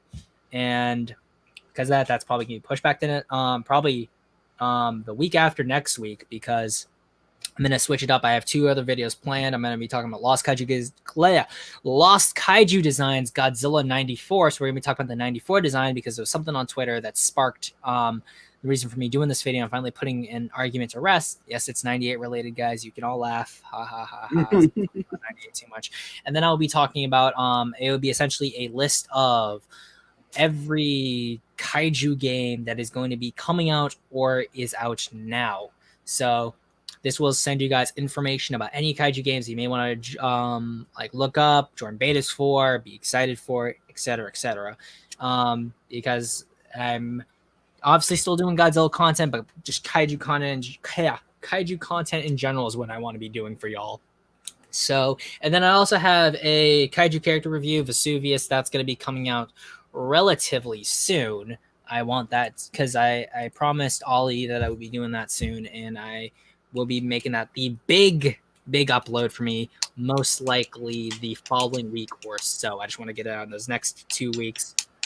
And then, of course, I'll be doing a stream August 5th or 6th because that is when Zilgrid gets added to Daikaiju Daikasin. And since my character's in there, that will be the main source of gameplay on the streams. So there's my shameless shilling on my own channel. I'm shilling other people's channels because I'm too modest about it. That's probably why I'm still small as it is. And actually, James asked, so how busy will you be?